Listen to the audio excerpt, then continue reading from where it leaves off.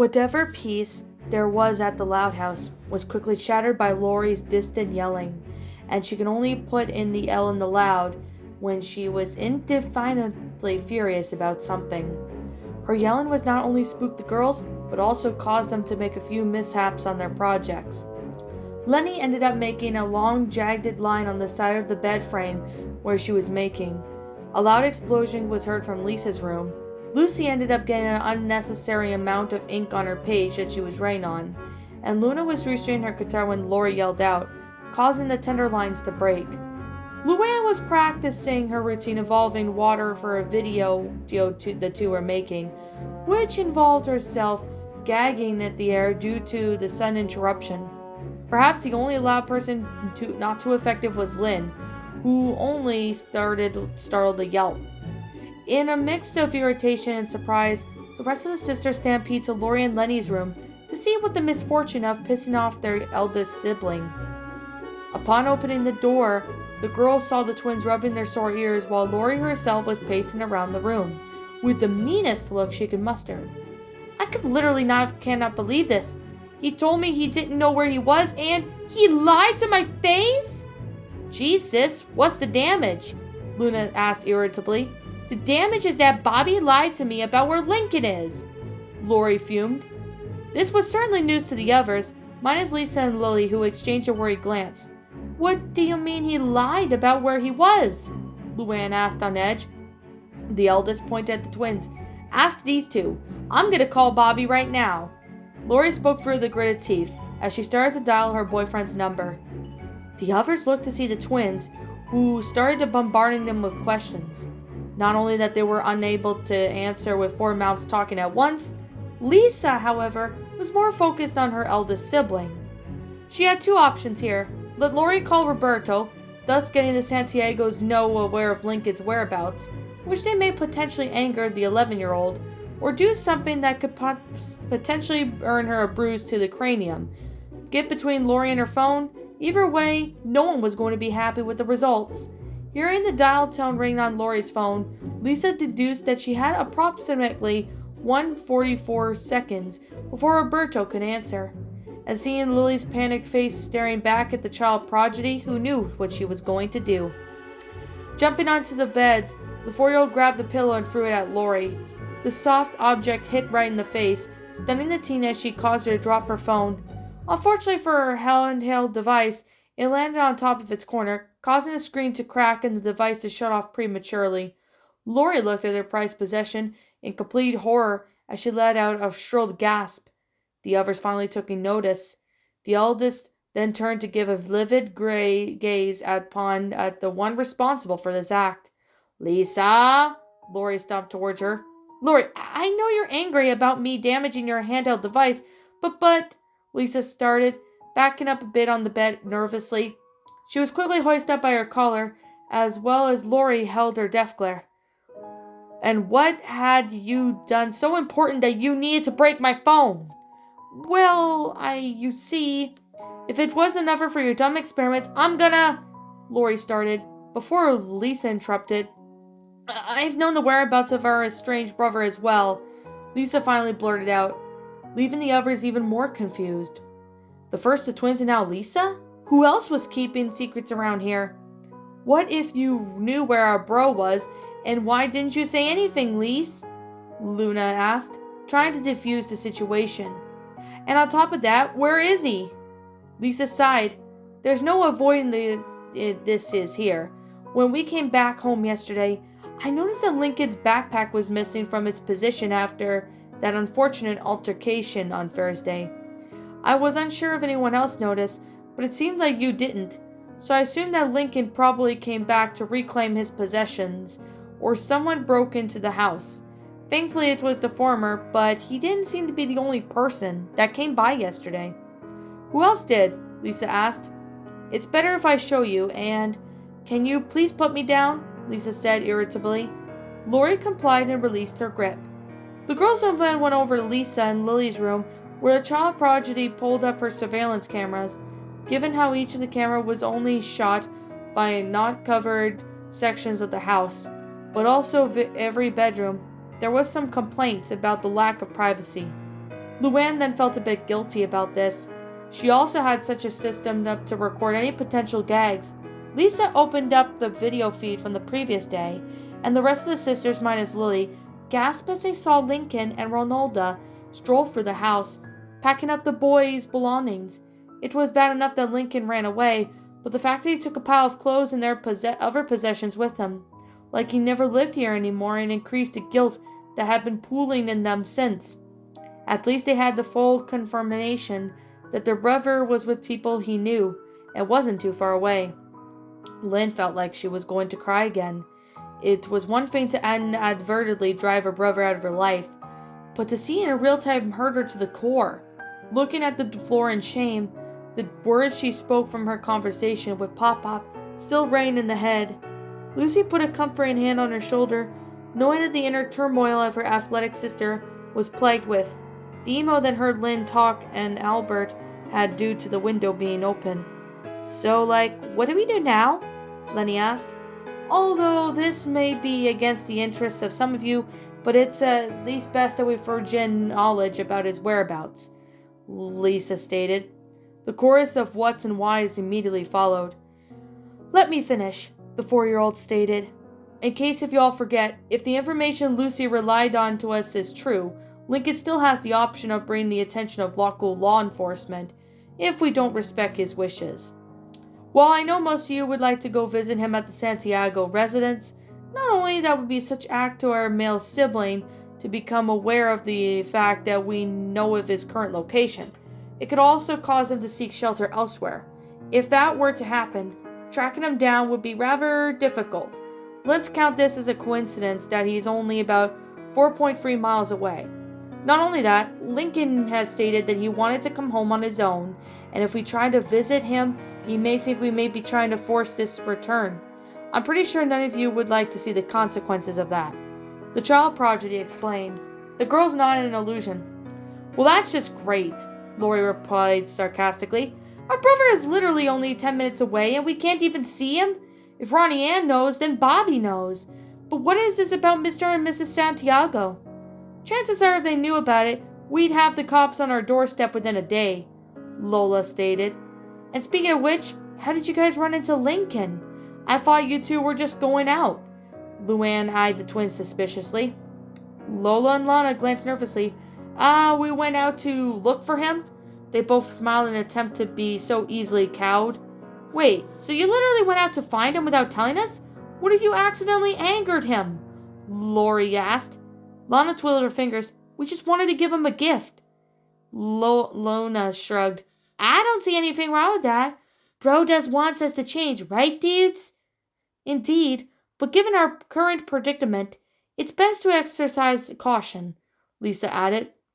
"How is he?" Lynn asked, her voice barely above whisper. Lola gave her a side glance. "Is he doing okay?" the Jacques asked again. The princess took a moment to think about it. "Well, I guess. He didn't seem too happy to see us, but he wasn't too mad about it."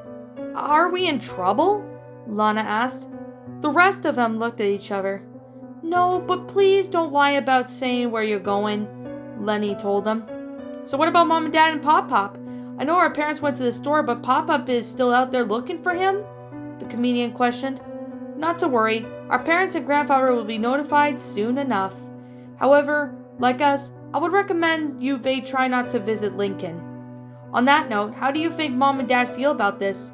Being sisters, we should all know better than this, but being parents, it's gonna be way harsh," Luna quipped. "We all learned and heard about what they were talking about, Luna, so I'm pretty sure our parents are taking this harder than the rest of us. More importantly, do you still regret being a part of this family?" Lori asked, casting an uncertain glance at the musician.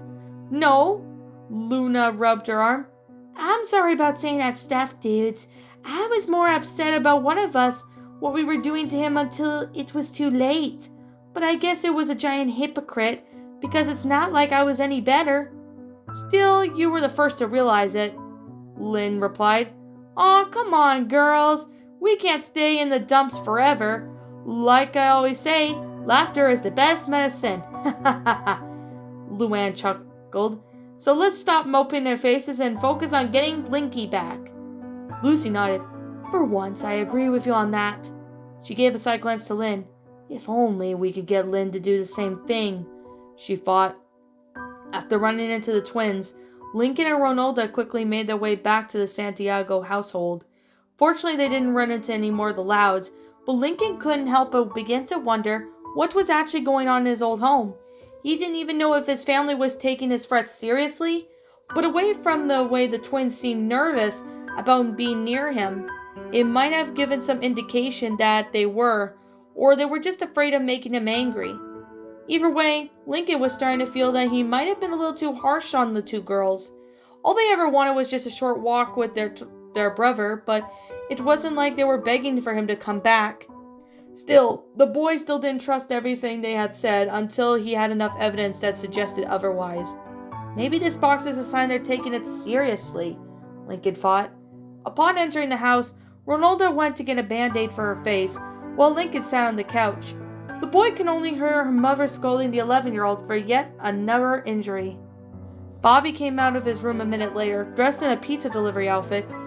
Guess Nene hurt herself again. Hey bro, what's with the box? Lola and Lana gave me this today. I'm kind of cautious about opening it though. Well, at least it was sweet of them to do that. The 17-year-old looked at his watch. Shoot, I better go. Those pizzas won't deliver themselves. With that, the teen showed himself to the door. Lincoln went back to staring at the box, debating on whether or not to open it. On one hand, the girl seemed nice and sincere of giving him the present, even if it was rushed. On the other side, Lola did threaten him due to his attitude, but that was only because she was standing up for her sister. Was that tomboy really going to have nightmares about that incident at the tournament? And the ash-haired kid wasn't so sure. It might have been true, considering that Lola rarely defended Lana on such anything they had spent more than fighting her instead. You're going to open that thing soon, or are you going to trash it? Ronaldo came in, an annoyed look on her face. A band-aid covered the scratch on her cheek. Well, they went around without saying all that trouble to give this to me, so I guess it's worth opening. What did your mom say? Can't skateboard for the rest of the weekend. She doesn't want me to get another severe injury, the Hispanic girl replied sarcastically. Well, at least you aren't covered in head to toe in bandages fed from hot soup. At least that's what I got from getting a paper cut. Ronaldo tried to stifle a laugh. Really? I wonder what would really happen if you pretty much thumb cramp. I've given the electrical therapy with a Delphi unit, and Lincoln said dryly. The tough girl then started laughing. Oh man, I'm sorry Lincoln, but that was just hilarious. The boy's cheeks became heated with the embarrassment. You wouldn't be laughing if it was you receiving it. Hey, but at least if your sister's methods weren't overboard. Yeah, Lincoln stated sadly. His hand gripped the box before he started tearing off the wrapping paper. He had some difficulty removing the tape, but Ronaldo had a pair of scissors and jammed it open. Inside the box was a pink card decorated with sparkles and glitter. No doubt it was Lola's work. It had some drawings of animals, but obviously Lana's artwork. It read to our favorite brother. On the front, Lincoln picked up and opened it aside, seeing the rather long paragraph. Ronaldo, however, was ever so she could read it well. Dear Lincoln, we know you are very upset with everyone in the house. We want to show you that we deeply regret how we've treated you in the past. This probably isn't much since this is our only handmade card, but it's the best we can do in this short amount of time. We're not very good with words, but we want to have you the chance to tell you how sorry we were for treating like a little Philistine and for a good luck charm. There might have been times where you would have annoyed us both. We would be upset at you, but we could always remember you that you're our favorite brother and love us a lot. Sure, there were a couple of times where you used us for selfish reasons, but we weren't so different. While both of us gets into fights quite a lot all the time, there's still one thing we can both agree on. You're always there to settle our arguments. We can still remember the times you tucked us at night when Mom and Dad weren't able to. Helped with a number of situations such as Lola's beauty pageants, or the time you helped Lana save a bunch of frogs from school, or the time you helped Lana win one herself, or the time you This went on for the next few sentences, the twins recalling stuff that Lincoln did for them, even when he wasn't in the mood to help. He decided to skip those. He could recall those memories easy enough. But the point is, we forgot what a big brother you've been to us, and we deeply are sorry. P.S. Lola, I'm sorry for getting mad at you about getting a B on that test. I shouldn't have blamed you for something that it wasn't your fault. I mean, this time. P.P.S. Hey, P.P. Lana. Sorry for calling you a good luck charm and treating you like one. Also, Hop says hi. With love, Lola and Lana. That card wasn't the only thing that was in the box either. There were a few photos sitting in the room bottom. Studying them, Lincoln felt a particular feeling begin to swell in his chest. These pictures weren't the one from his family photo albums. Those were pictures when showed a younger Lincoln playing with the twins. One of them depicted one napping with the girls, who were just infants at the time. Lola was sleeping on his chest while Lana was curled up next to him. It might have been difficult to tell the twins apart if it weren't for the fact that they wore different colored blankets.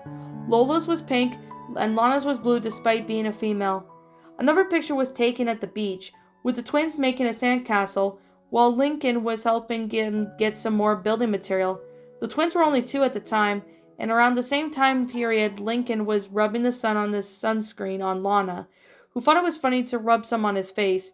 Yet another picture. This one was just shown after Lincoln had chipped his tooth, although he had really gotten the treatment for that injury.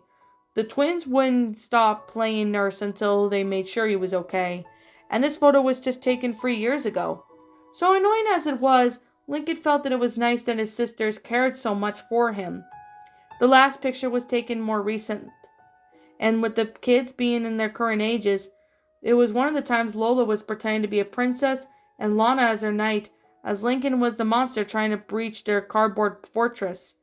Unlike the time they purposely set this up as an advice for Clyde, all 3 of them were actually enjoying themselves and have fun. This, along with the other photos of the good times he had with his sisters, all began to fill the boy with guilt. He hadn't noticed it until he started crying, until a teardrop landed on the photo. Ronaldo couldn't help but find the pictures rather cute. She noticed a few tears running from the boyfriend's eyes, wiping one of them with one finger. You alright? He nodded. Yeah, I'm fine, Nene. He grinned, cleared his eyes. Pain shot right through his arm. Second later, ow! I warned you about calling me that. She smirked. I saw you smiling, though, Lincoln replied. That's not smiling. That's an upside-down frown, Ronaldo retorted teasingly.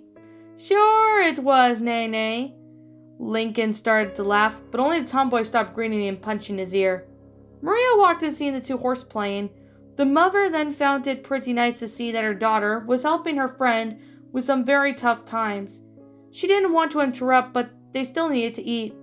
Don't get too comfortable, kids. We still have to make dinner. She walked into the kitchen.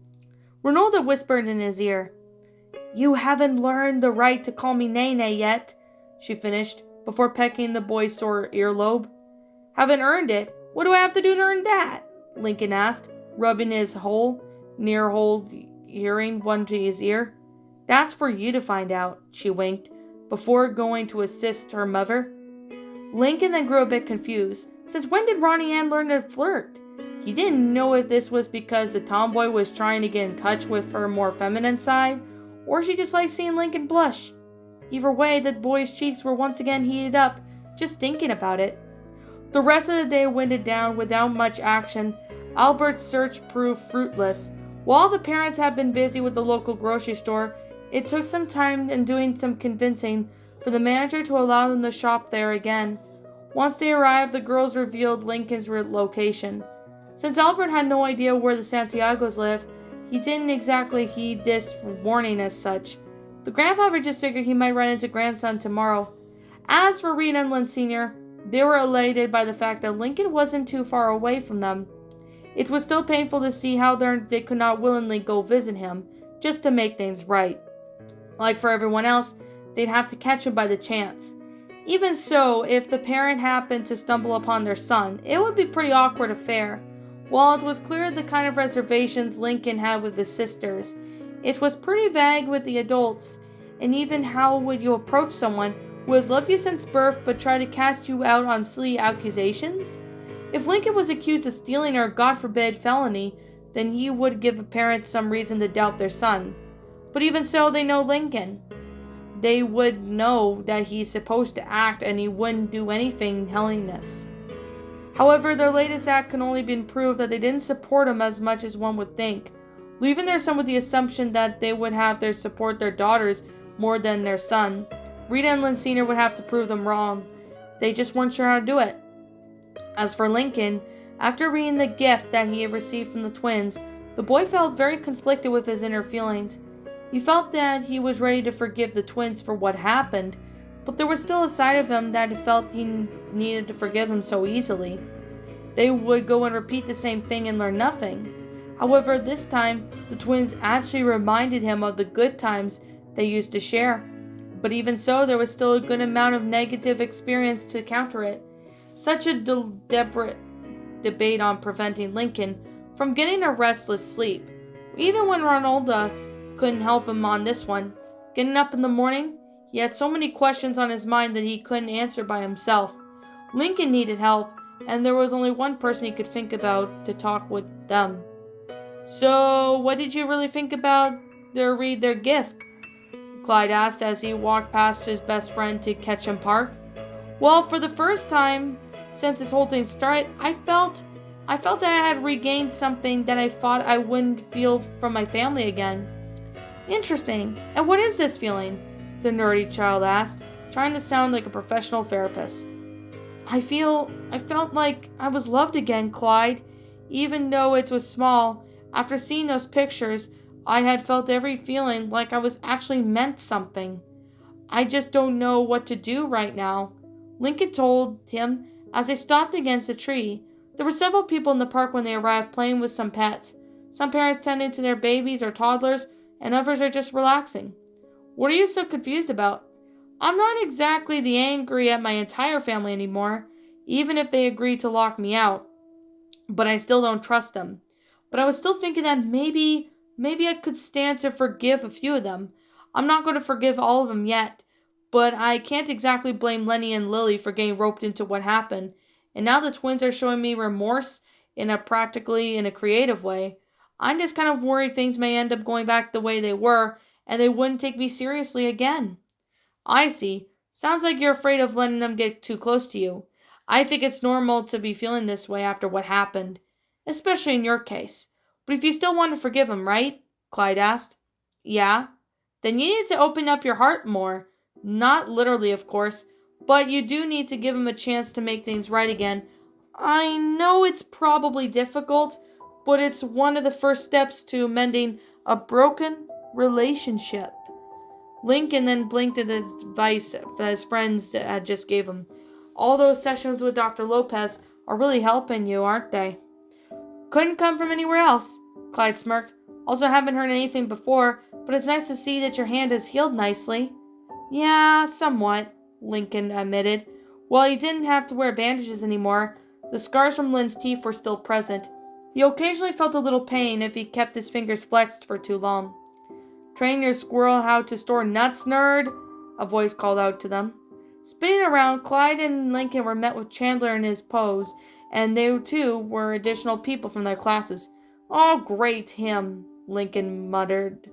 "What do you want now, Chandler?" Clyde asked, unamused at the redhead's appearance. "Oh, just passing on a nice day. I happened to come across you two losers," Chandler stated as he strolled past them. "Don't you have anything better to do?" Lincoln exasperated. "Besides taking an opportunity to make fun of you on a nice day? Nah. Really? Yeah, really, not really. So how is the foraging going?" Chandler teased. Ronaldo told him that he wasn't worth it, but Lincoln was growing more and more irritated for Chandler being around him. "Oh, for the love of... I'm not a squirrel!" "You sure? You still got that chipped tooth of yours, say otherwise," one of the boys said, causing Chandler's group to laugh. Lincoln balled his hands into fists as he felt himself getting angrier by the second. Lincoln put a hand on Clyde's shoulder. "Come on, buddy, let's get out of here." The African-American tried to guide his friend away, but the two boys blocked their paths. "Hold on a sec there, nerd. Since you're having issues with your pet, how about we teach him for you?" "Teach him? What do you..." Clyde questioned, but was suddenly restrained by two members of this pose. Hey, let go of me! Chandler, who do you think you are? Ugh!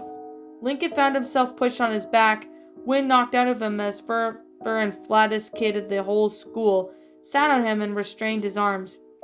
Just from the guy who was going to give your daily feeding. Ding, the redhead started smugglingly as he gathered a bunch of acorns from the base of a few trees. Not too far from the group, Lana was sitting next to Hops at the park's side. This time she left the house, she said she was going to the park to play with Hops.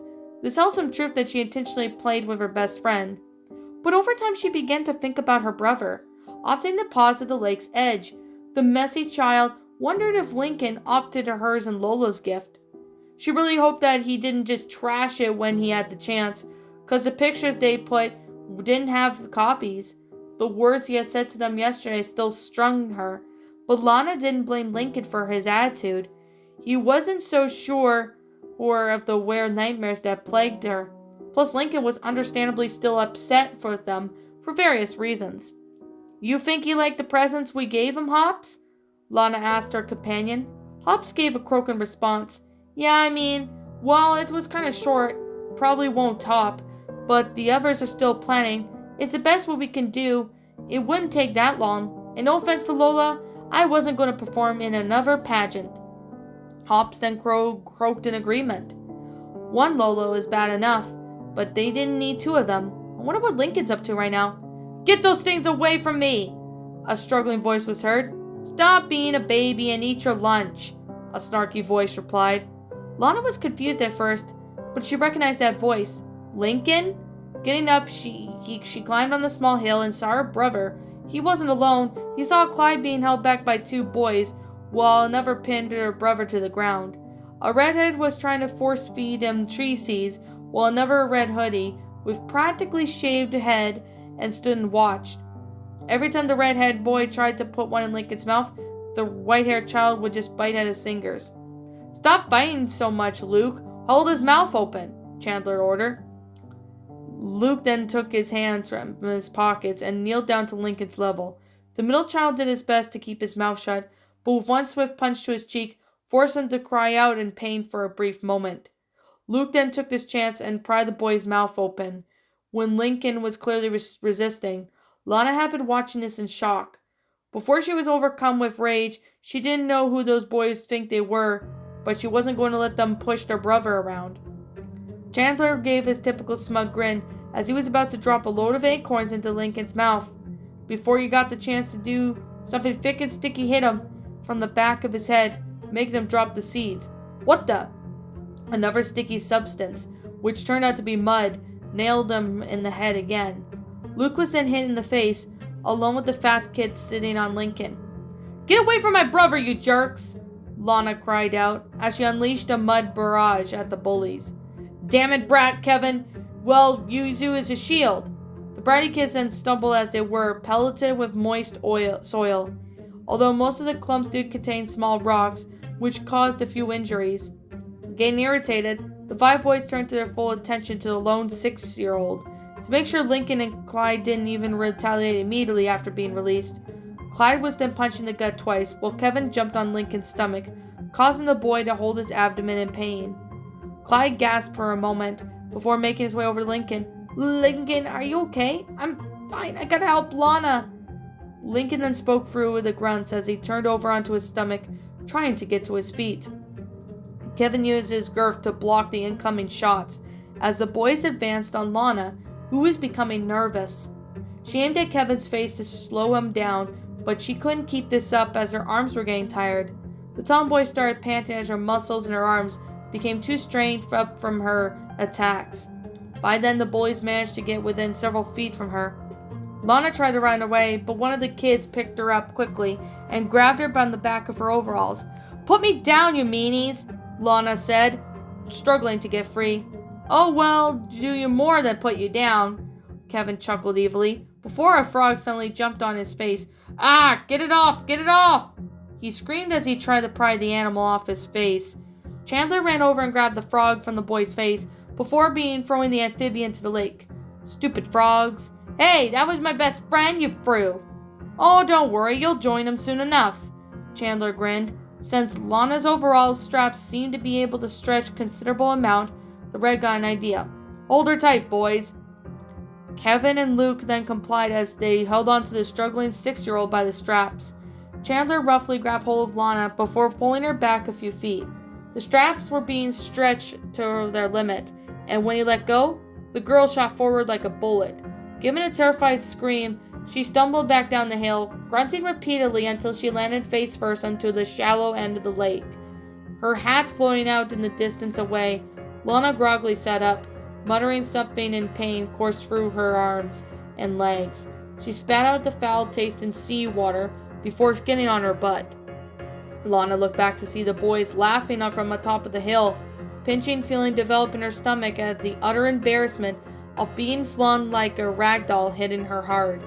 She tried to help Lincoln, but only become a target herself. She was now soaking wet and possibly developed bruises, and for her only brother, was unable to help her. Lana could feel her eyes beginning to water as the overwhelming sensation of dread came to her. She didn't want to be seen crying in front of the bullies, as it would egg them on even more. But no matter how hard she tried, she couldn't stop herself as the waterworks started. "Hey, check it out! She's crying like a baby!" one of them pointed out, causing them to laugh harder. Clyde let out an audible gasp when he saw what they did to Lana. He felt even more concerned for Lincoln, who was sure currently had seen everything. The African-American was about mad enough to go confront those boys himself. But he noted how unresponsive his friend was. "Lincoln?" Nothing. "Lincoln!" Clyde waved his hand in front of him, but still nothing. While it seemed like Lincoln was stuck in a daze, Clyde didn't know that Lincoln was actually coming to terms of what just occurred. The ashen-haired boy was both in distraught and shocked. Chandler was attacked his little sister, and he just lied there to the ground due to his stomach pain. The guilt washed over him immediately when he saw the boys fling Lana towards the lake.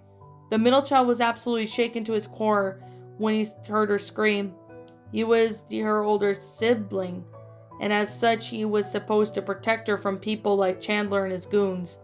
Whatever misdeeds Lana had done immediately went out of the window, and for the second he heard the boys laughing at the fact that Lana was crying. "Those heartless little..." Lincoln growled. How dare they do this to Lana? Those boys could pick on him all they want, but no one messes with his little sisters, especially in front of him. They even had the nerve to laugh at her whenever she was clearly suffering. Clyde then noticed Lincoln's face turning beet red as the chip-toothed boy gritted his teeth.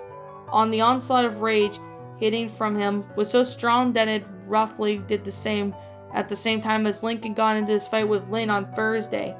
His hands clawed up the dirt as it curled into fists. Lincoln's entire body was trembling with those building in anticipation. He needed to release his anger. He needed to do it now.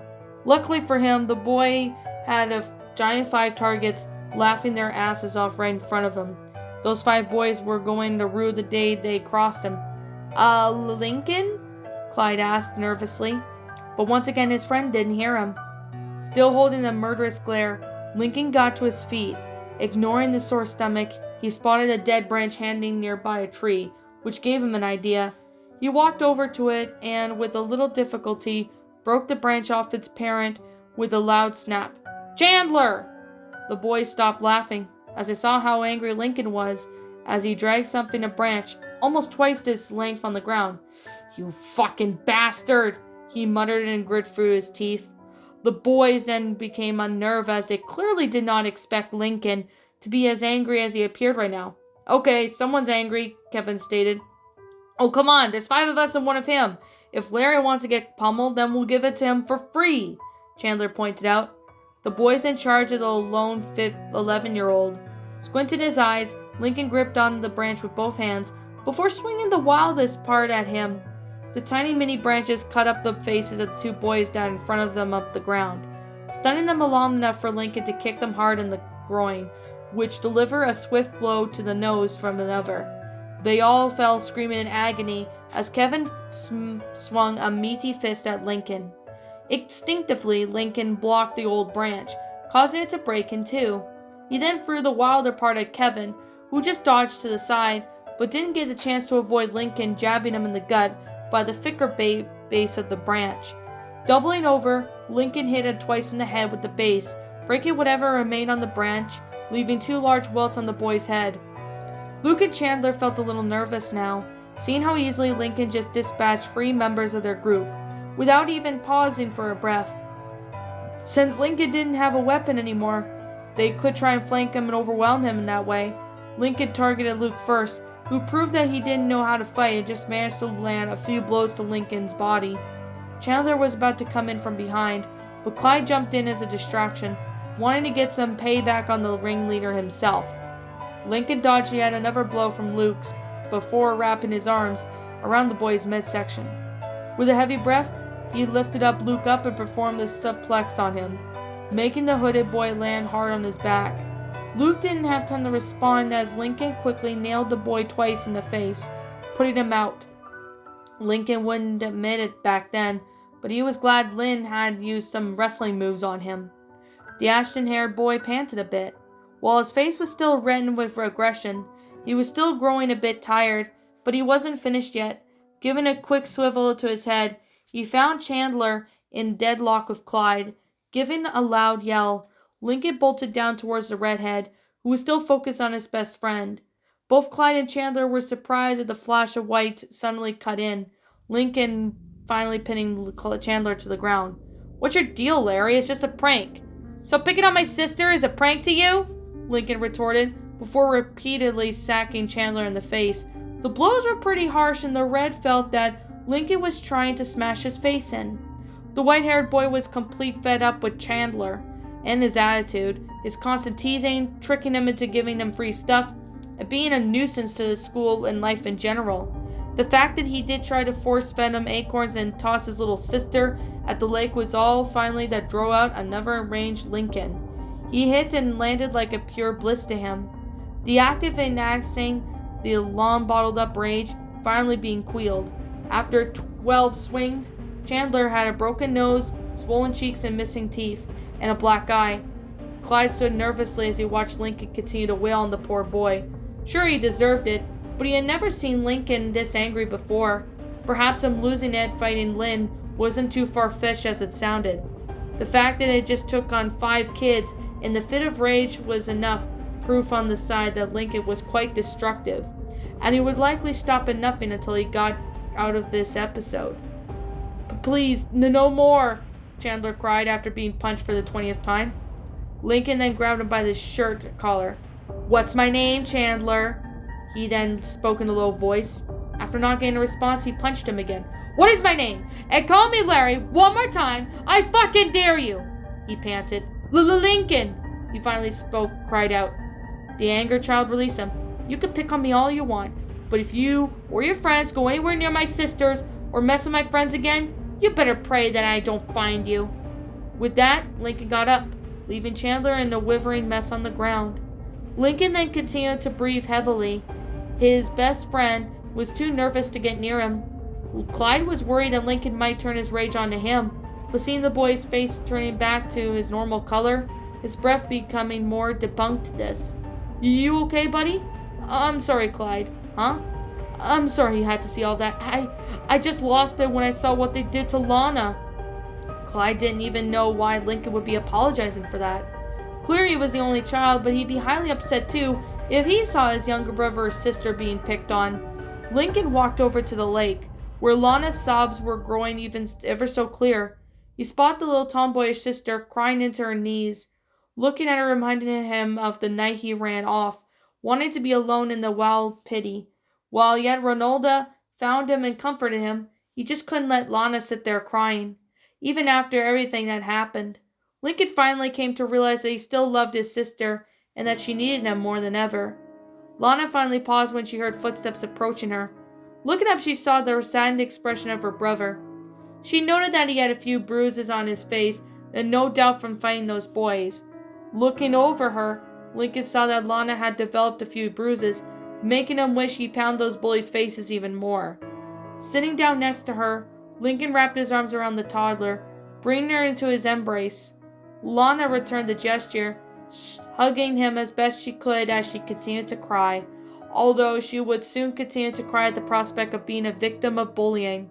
At least now she had her brother to comfort her, and she was very grateful for that.